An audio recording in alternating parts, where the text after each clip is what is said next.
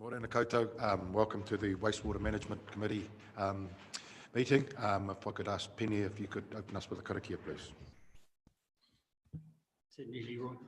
E te atua whakatūwheratia mai koe ki a mātou I tēnei hui nā huari o te tika, o te oro, o te pono, o te maramatanga ki a mātou koe, e whakamoemiti, e whakakroria ki te ingoa tapu. Amen. Amen. Thank you. Do we have any apologies? Angus is just coming. All right.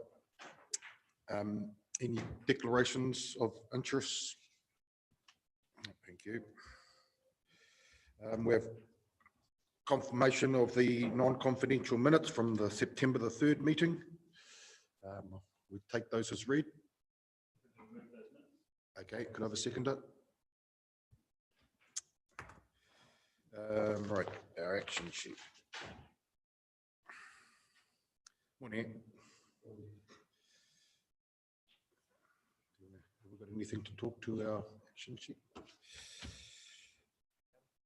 And the governance work plan, you know, talk to that?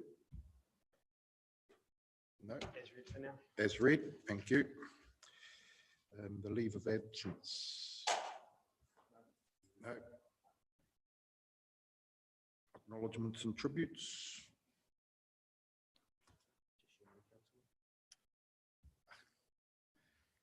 Thank you. I'd like to welcome Kerry to the group. Would you like to speak at all, Kerry?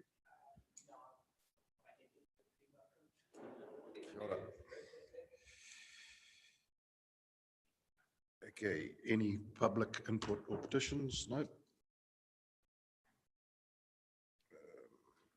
Notices of motion? No. Right. Okay. So no adjourned business. So if we could speak to this item not on the agenda, I'll pass it over to David. Sure. So just have to have, we've got this tabled as a late motion around the appointment of co-chairs for the Wastewater Management Committee. So I need to move a motion that the paper be accepted by the committee first. Thank you. Thank you. Those in favour? Thank you. So the purpose of this paper is to appoint the co-chairs for the Wastewater Management Committee. So when Councillor Dunn has resigned from council, we have had Leroy step up from being the deputy chair to take over and chair the last meeting, and obviously the one that we're sitting in through now. Part of that, what we're looking for today is for the committee to confirm co-chairs. So the Mayor has put forward that Councillor Sheldrake and Roy Pardo the co-chairs of the Wastewater Management Committee, which is in line with other committees that we have across council. For example, operations has 2 chairs, and that's to help spread the load and also have a change in how we're able to deliver our committees going forward. So I'm speaking to it because chair is obviously one of the people who's about to be appointed potentially. So are there any questions on the paper or on the process?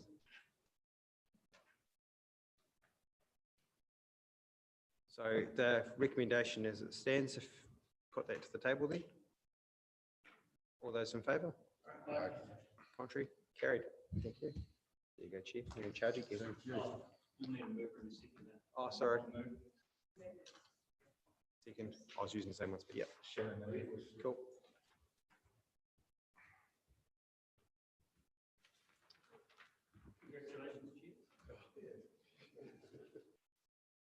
Well done, Kerry.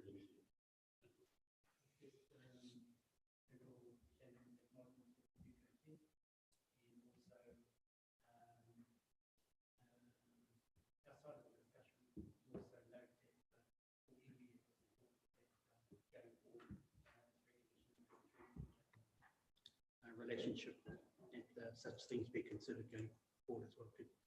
Thank you.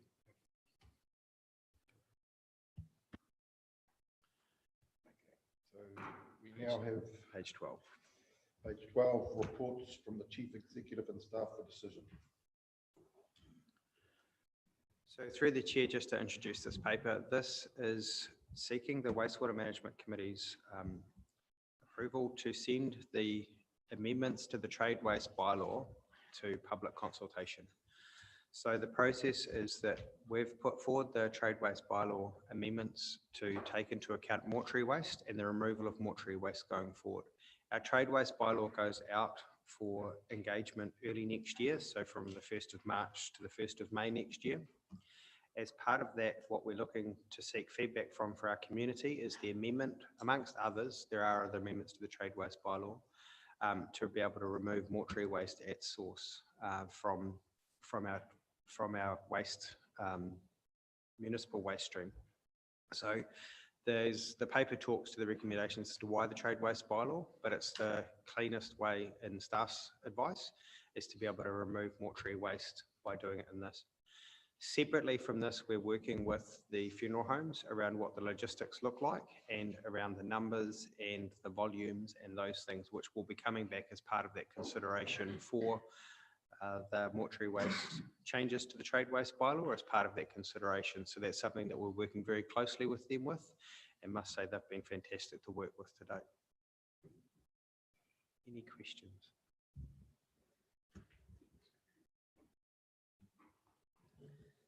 Thank you. There's quite a lot of options in this paper, so I'll just go through fairly slowly and ask one at a time. First of all, there was a risk on page 20 of 189, which was around tankered waste. And it was about making a discretionary class of bylaw. And there was a risk that MFE and the Ministry of Health may question it.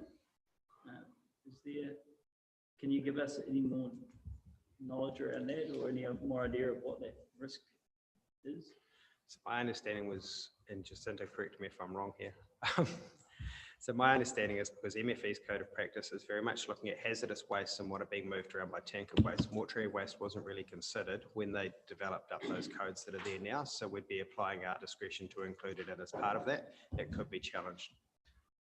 Okay, so Kerry wants a supplementary on that one.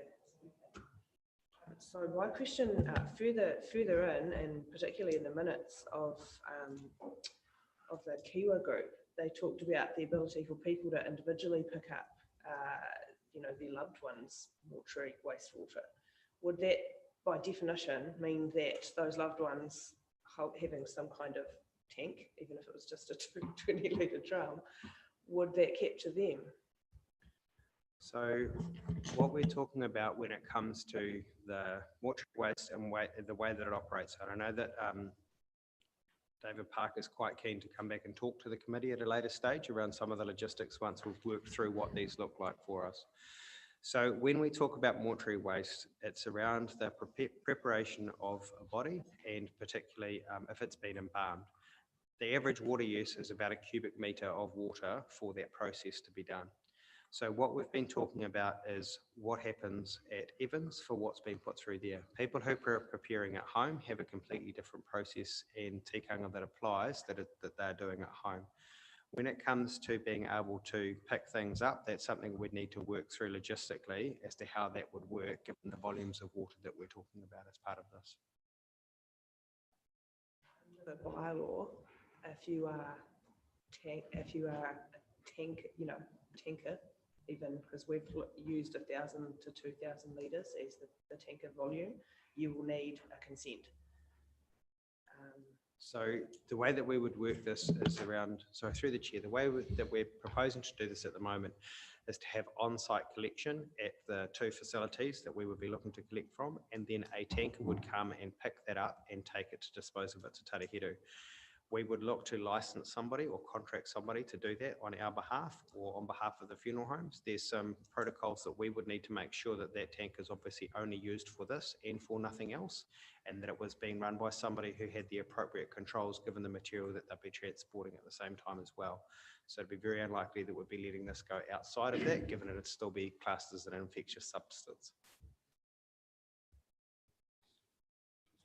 Thank you. So it was pretty much Evans and the hospital, wasn't it? The two organisations. So the consultation's been undertaken with Evans, the hospital, and Stonehaven. to talk to them as to how this would work logistically for them and where the main volume of preparation of bodies are at the moment.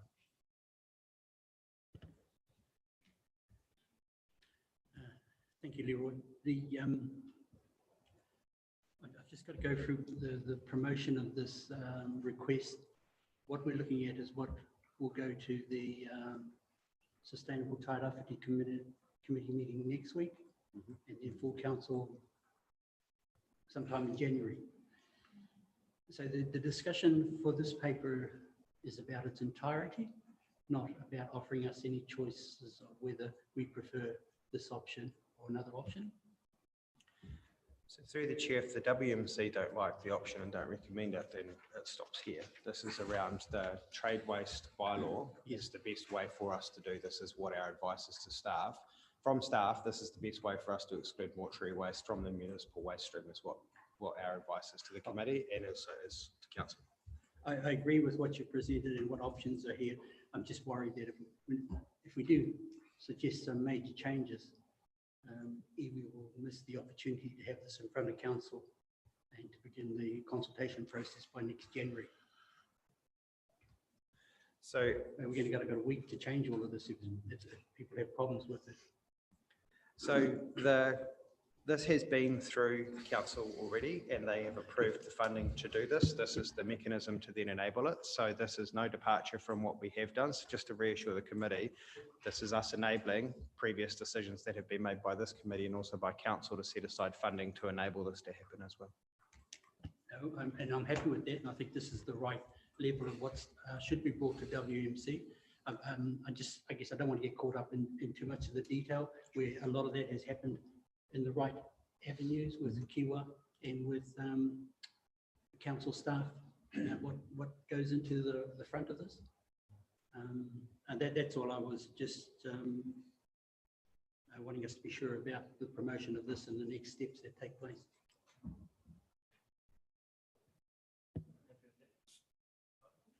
Yep. Great. I'll jump on to my next question.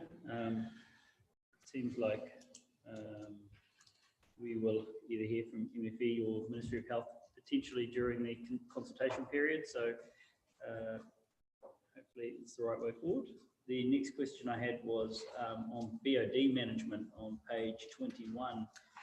And essentially this optioneering is around the fact that we believe we can manage the BOD load on the outfall to a suitable level that meets our consent with a lessening of the requirement at the inlet of the waste of the treatment plant. Is that right? So industrial waste has too high a level of BOD.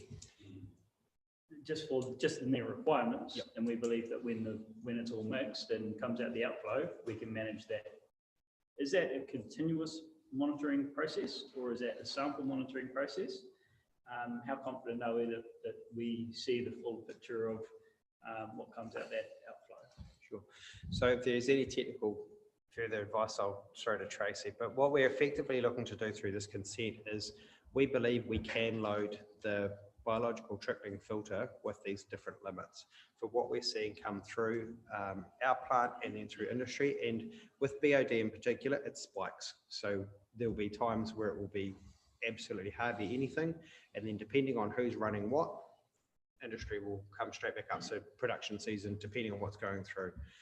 What we're looking to do is look at the outfall and what's going out through there. So what we want to be measured on as the consent holder is the outputs from the plant rather than the inputs that are going through it. So the team are really confident as to how they manage the plant and the flows, that given the BOD that is there, we're more than comfortable being able to manage that through the process that we have for the BTF, then mixing that with the trade waste to then come out that the levels are fine.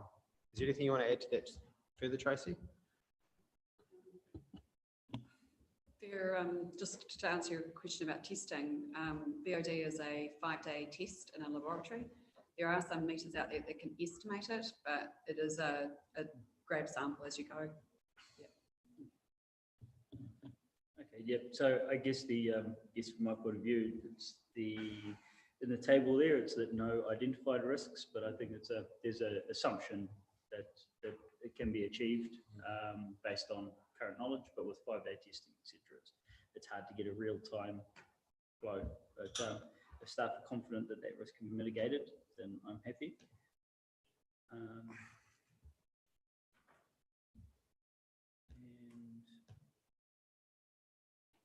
The only final piece I had was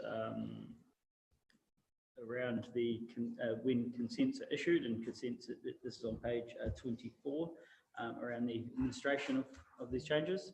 And usually we're doing 12 monthly consents.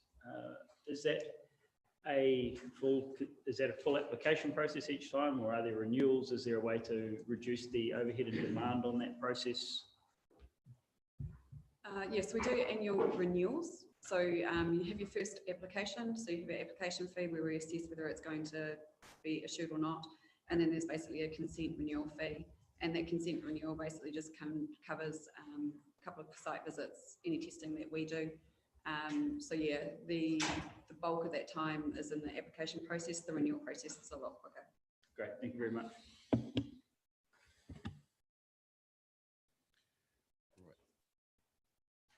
While we're on administration, so relative to the status quo, which is currently the license, I see that the document itself that guides it is roughly half the size, so yay on that.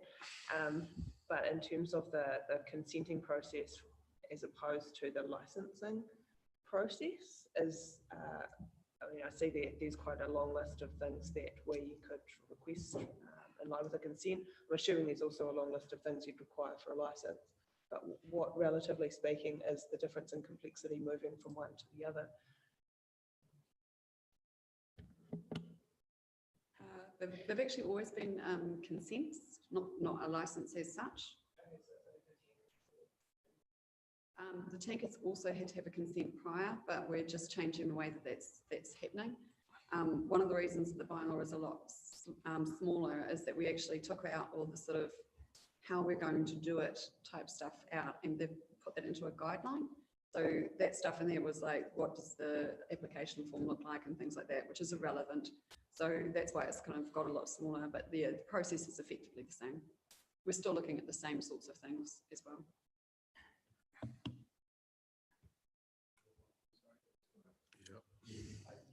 No, I was just going to say, so there's no change to the charges, I think I read, wasn't it? Not at this stage or proposed? Not at this stage, no. We are doing a bit of assessment on what the trade waste industry actually costs us to run. So we're investigating that and working out whether the fees and charges that we are charging at the moment are correct. But that's part of our regular process and the fees and charges process every year. Thank you.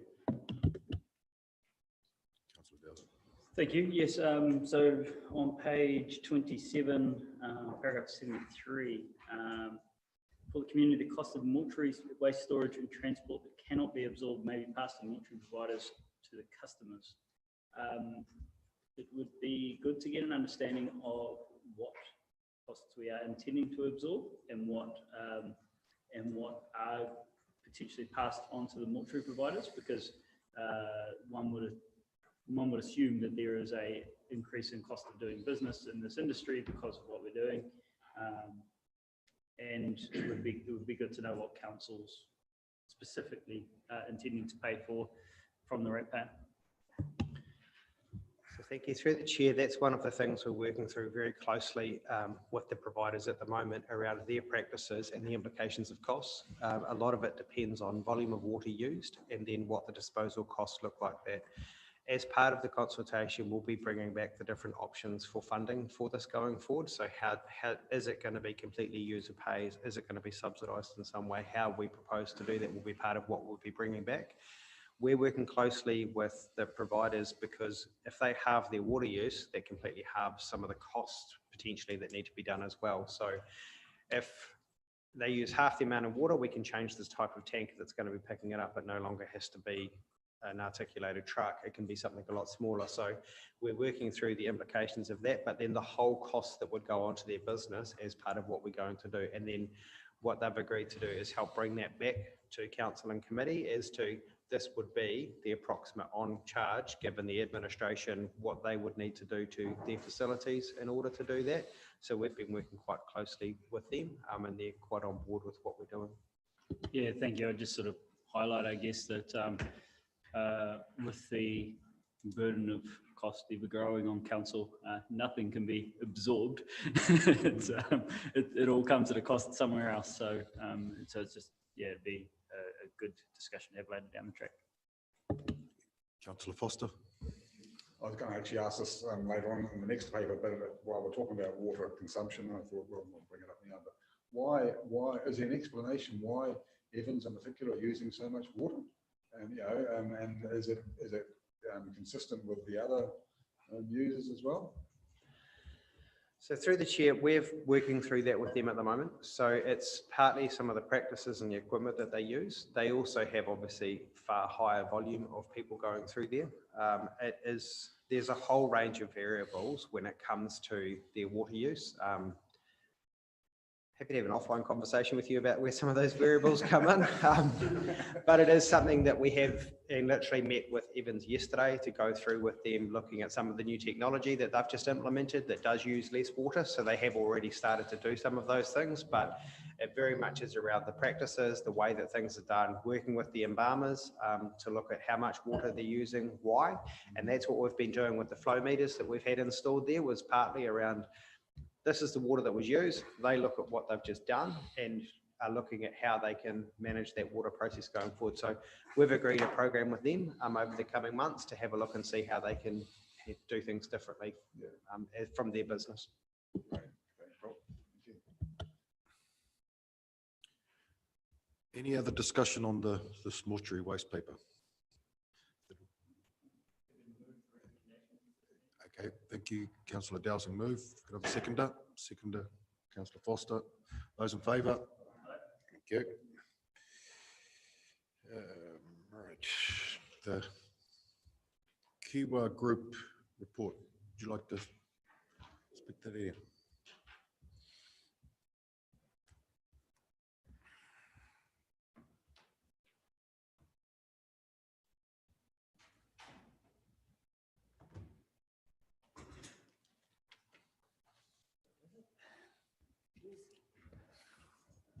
Welcome, Kelly. Nice to have you on the WMC. Yeah, cool. Page. Oh, sorry, that was great. Thanks for moving that and progressing elevating the proposed bylaw changes. Quite a big move. Like we're sort of thinking here, we've been doing this for years and years and years. But I think if we look nationally, a lot of eyes are on us and leading the way. From a sort of rest of the country perspective, so sort of WMC for that. Page 48, go there, it has our current workload. You guys have just discussed a huge chunk of what the Kiwa Group has been doing. And first, I'd like to acknowledge the Kiwa Group that are here. I talk Samuel, Ellie there, and Wolfgang, and the rest of the representatives from our iwi and hapu, to acknowledge them for the huge amount of work that they've traversed, and particularly because the topics are quite sensitive and quite thought-provoking, sometimes controversial too. Yeah, so so the first part was discussed that in full, and then the second part of our main part, our work program to date has been around the Rahui protocols. As we know, the council has the signs that go up when there are overflows as more of a public health warning. But what we're trying to look at is wrapping the tikanga and the Mātauranga Māori that goes around that in a way that respects all our hapu and iwi. So that's about inclusivity. It's about understanding our different hapu and iwi. So what we know what the problem is. Then we need to understand the tikanga and the how and when and who has the people behind these particular Rahui processes and protocols. So we've reviewed updated overflow notifications from as far as the GDC goes. And just to reiterate, so we're a technical, Kiwa is a technical expertise, or provides technical expertise to the WMC, but I think it's also important to note that we sort of do the brainstorming, look at the pluses and minuses with the GDC, with the team, we start looking at some solutions, we bounce those around before we elevate that up to a hapuarewi, and that's up to that governance level. So we try and provide something to talk around, and try and do some of that sort of heavy lifting before we elevate up to our respective hapuarewi leaders to consider or to go to full consultation. So it's the background, and there's a lot of detail there. I'm just happy to take any questions. Thanks, Ian, and thank you so much for the work that the Kiwa group does. It's been fantastic to go to this whole stage, and as you said, see this coming to fruition now with the bylaw implemented. But you mentioned before that there was a lot of national interest on this because this is groundbreaking. This is new for any region, and we're the first, thank goodness. But is there a lot of interest out there of people of other councils that might implement the same protocols? Absolutely. Samuel and I are on a working group. It's the wastewater part of the Taumata Arawai, which is a newly established regulatory arm, and that came about through the three waters of drinking water, stormwater, and wastewater. I think there's a bill still yet to be read, yet to be passed. Aim is to have that passed early next year, 2021. Then the bill becomes an act, and then this water services regulatory arm comes into full force. So Samuel and I have been participating in a couple of those workshops down in Wellington, and we've been sharing basically the Kiwa and WMC progress, and the huge interest from MFE and Bill Bayfield's team is because their job is to how they call it, shine the light. So they look at all the regulators and try and get some sort of standardisation and improvement right across the board. So just from those three workshops we've attended, two workshops we've attended, we can see that we're humbly leading a lot of these areas.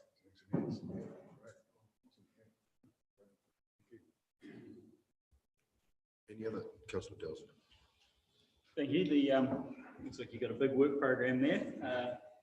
I'm grateful for all your work. The two things that stood out to me were highlighted in bold around wet water discharges and drain-wise in particular, and it was and the bold sections were about GDC working alongside tangata whenua and with about keeping tangata whenua informed and on an ongoing basis being at the table.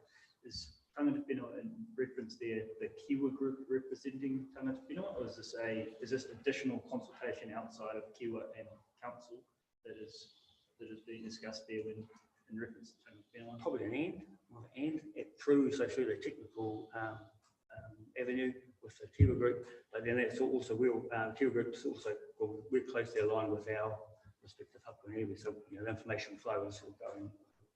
Kiwa can make a conduit. Great. And yeah, I suppose for what came to fruition was the two co-chairs today. It's sort of quite symbolic and real sort of tangible connection. Any further discussion, Councillor Woolstock? Just note in the minutes of the Kiwi group meetings, there's been quite a lot of discussion about the location of the mound, the Wisconsin mound, and whether or not that's appropriate given drainage, etc., etc. Is that broadly accepted as an issue by the group, or is that just a part of discussion and there's a few different opinions? It's a theme that's come up quite a lot from what I've read. Yes, we did address it. We had some informational report coming back from the engineering perspective or from the hydrological perspective, and it looked okay. Like it can be mitigated through sealing the particular mound to help mitigate the effects of it if there was some raising water levels, water table. So I think the technical part was fine.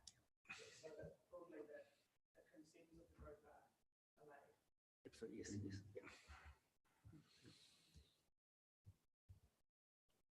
Any further discussion to the Kiwa report? Just a slight one here. I just noticed Ali Campbell is referred to as junior, but I think we as Māori and iwi don't use the word junior, and if someone is close to that, they are rangatahi. Yeah. And, yep. Great point, great point. And I say at every meeting that she's acknowledged it because she makes us sound really brainy, and, which is no easy task. So yeah, they do. Tuakana taina, rangatahi, rangatira, absolutely. Yes, yeah. Councillor Sheldrake. Yeah, thank you. I just want to endorse, the commentary's been significant. I see started around 2:15 and we're looking for this to be in place by about 22. Is that correct, David? Yeah. So, yeah, obviously incredible amount of work and thought and process has gone into this. So I think it is great that we're leading this, across the country. Pretty phenomenal. And acknowledge Wolfgang for his project management skills and bringing that genuine and authentic engagement from council to the iwi and upwards. It moves us along really quickly.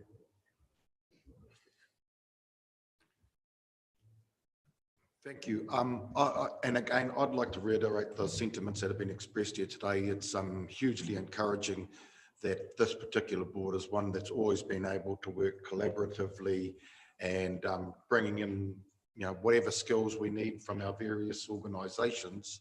I think is pointing the way not only for other councils, but allows us to be leading the charge on what's a really significant part of the local infrastructure and of major cultural significance. So I'd really like to commend this committee and all those from the Kiwa Group and others who have done some really sterling work to date on getting us to where we are. And I guess the challenge for us is looking forward as to how we continue to progress the work that's started here. So thank you, Ian, and your team. We need to move to accept this report. Yes, thank you, Terry. Could I have a second? Thanks, Angus. Those in favour? Thank you. Thank you. So we have a report on the alternative use and disposal. Does anyone want to speak to that? Drew?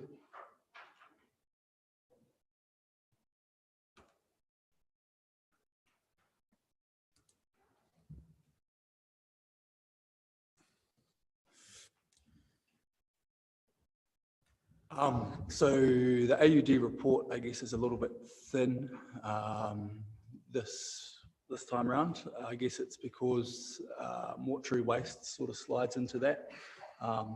And as part of the same work stream, we've been working through what to do with the biosolids as part of the wastewater treatment plant. So that's not shown as a work stream of AUD, but we're using the same resource to find a home for the biosolids that come out of the treatment plant. We have had some discussions with the Endeavour funders about our previous application to the Endeavour Fund, where that's fallen down and what we need to do to improve that. Basically, we've got to go with a specialised research provider. So we're currently working through who we might partner with to put the application in next year for us.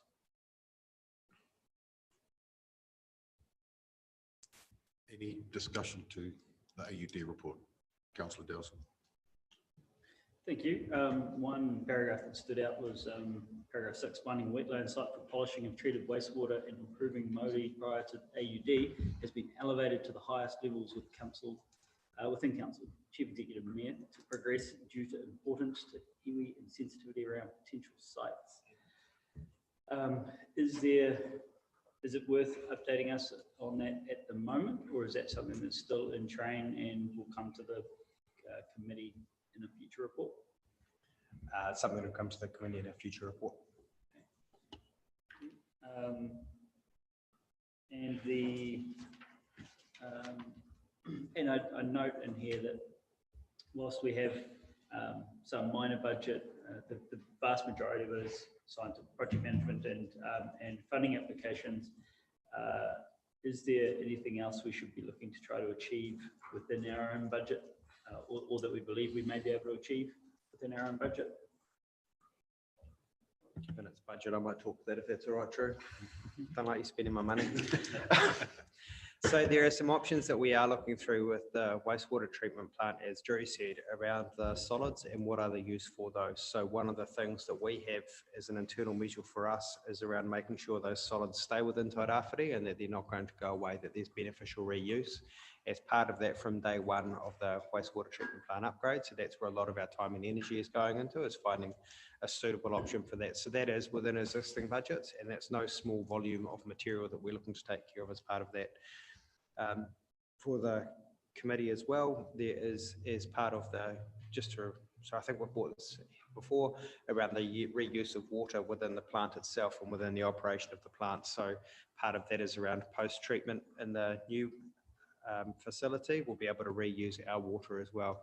So we have started to look at our reuse options for what we have going alongside this, but it is also very much around where we can pick the things off that we can as part of the wastewater treatment plant upgrade, whilst we progress things like looking for alternative funding. We have done a lot of work around what the water quality will look like. The committee will remember reports around the different alternative uses. The Chamber of Commerce has obviously done a large thing that Councillor Sheldrake would remember. So there is a lot of work sitting there for now, and at the moment we really are focused on getting the things done that will enable that as we move forward as the treatment plant upgrades. Councillor Foster. Thank you. Now that the government has indicated a climate change emergency, is this going to have any significance on investment in AUD nationally? Obviously, water is a new goal for every region, and one would think that now there's a huge focus on climate change and its effects, that AUD from wastewater treatment plants would be a huge option, and the acceptance of treated water, recycled water. So, yeah, are we getting any indication from government that recycled water is part of our future thinking? Through the chair, we haven't had anything explicitly around wastewater. There hasn't been a creation of any new funding that we're aware of yet. However, as the Three Waters reforms and as the different options that the new government rolls out, we'll be looking to see how we can align with those. But there hasn't been anything to change at this stage, water use and how it can be used for anything at the moment.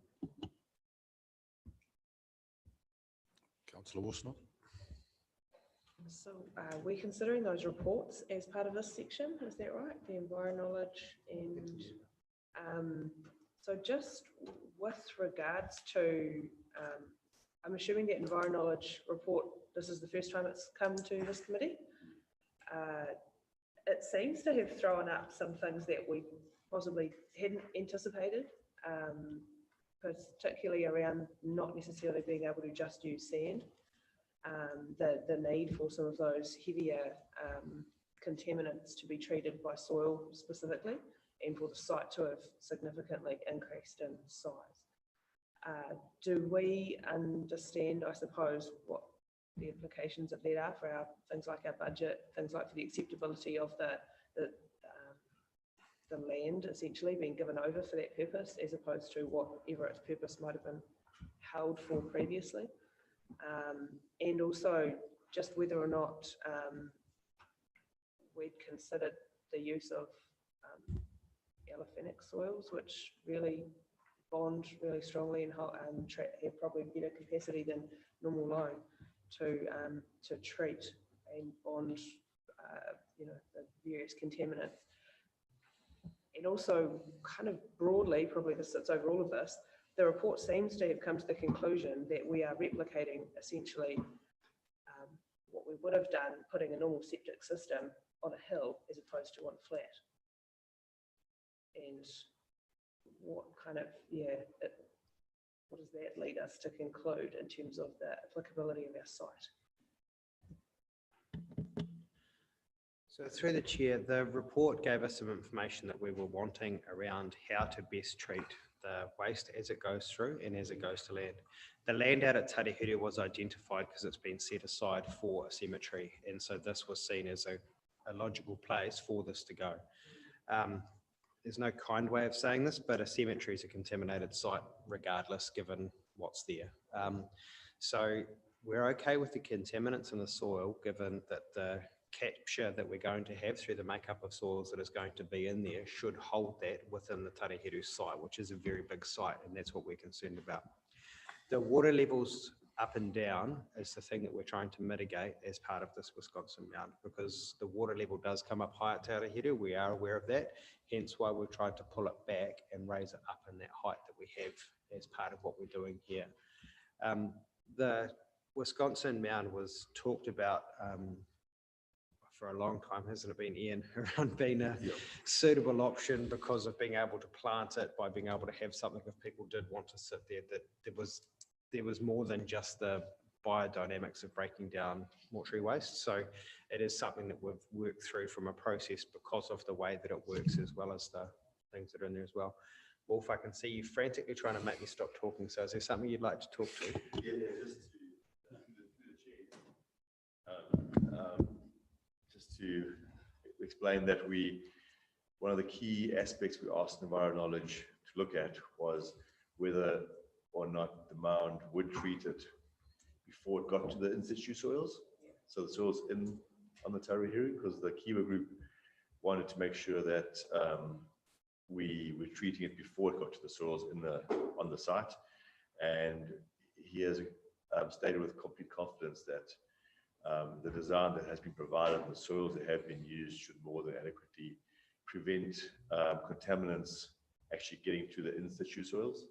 So the contamination will be contained within the mound itself.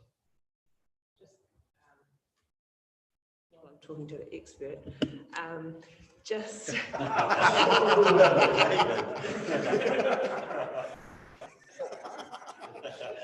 no offense, no offense. Just with regards to obviously there's treatment going to happen. That treatment happening relies on the slow release of that liquid. And I noticed that I think the Kiwa group brought it up as well. And I think my question that I was left with after reading this report is, in the unexpected event that we have more deaths than we would like to have, and that Evans 20,000 litre tank is at capacity, we have very little ability to ramp this up in the event that there's wet weather at the cemetery. So are we building in adequate buffers to make sure that we are, have that resilience going forward, particularly as this is expected to have a 20-year lifespan. So anything could happen in 20 years, our population could go crazy, who knows? Are we really making sure, because otherwise your consideration of whether or not that water is going to reach groundwater is moot, because you're going to be putting out water that it can cope with. No, thank you, Kerry. Councillor Worsnop. Thanks for calling me an expert. So Drew from CPS, he has been managing the design, and the redundancy has been built into the system to make sure if there is an increase in volume, it's going to cope with all foreseeable increases in volume in the future. That assumes that they bring their water volumes down to 500 litres, does it not? At current volumes, they blow through it in potentially a week. So at the moment, we've designed the system on the water usage that they've got, plus some additional capacity. So there's buffering at their site. There's also buffering at the discharge point at the cemetery. What we're looking to do with reducing the water usage is reduce the operational cost. So that will build in more capacity to the existing system as well. I guess when you look at it, it's the size of, say, a 15,000 litre tank versus a 30,000 litre tank. And so any water reduction will increase the capacity of the system. If I may, through the chair again there, at the Tarahira Cemetery, it's also would not be very difficult to allocate space for future requirements because it is really a distribution field. And as long as we have a little bit of extra space, we can spread out a bit more. As long as the land is allocated, we can do that. It's like adding an extra drainage field to the system. We can look into that. Thank you, Leroy. The passage of these fluids into the moana is disgusting to iwi, and the passage of these fluids will be disgusting to iwi as well, to the land without proper mitigation. So iwi unfortunately are saying, get it done, not get lost in the detail of how you're going to get it done. Good.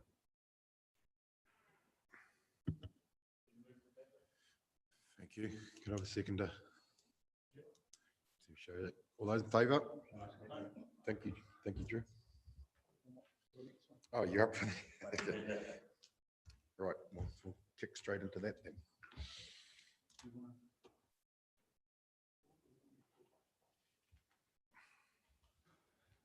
So we've had some pretty good progress on the wastewater treatment plant upgrade.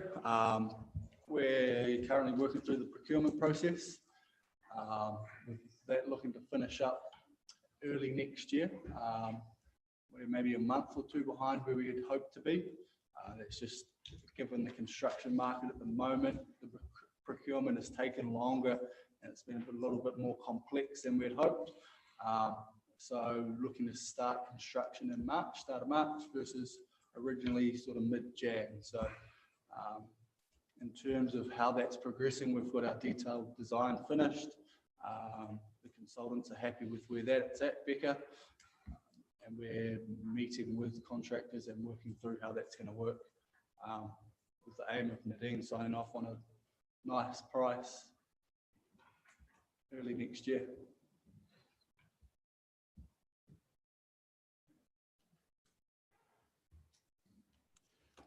Yes, Councillor Foster.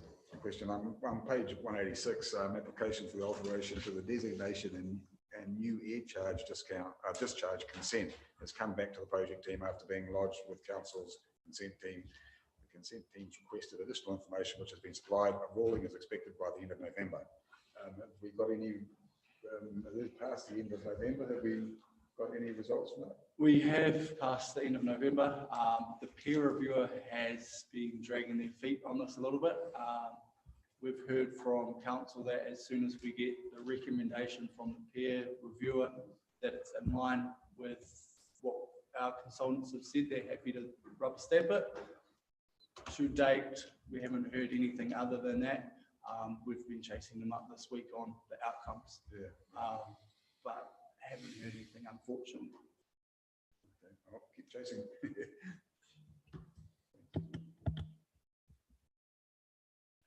Any further discussion? Could someone move? Thank you. Councillor Foster, could I have a seconder? Thank you. All those in favour?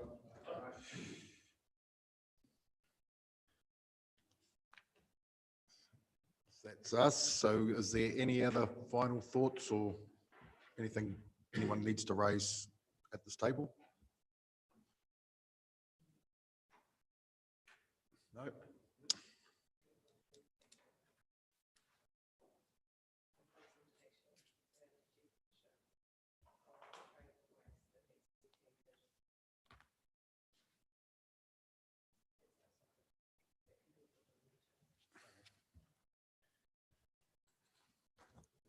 Okay, thank you. Well, I'll close our meeting and we'll have a quick karakia.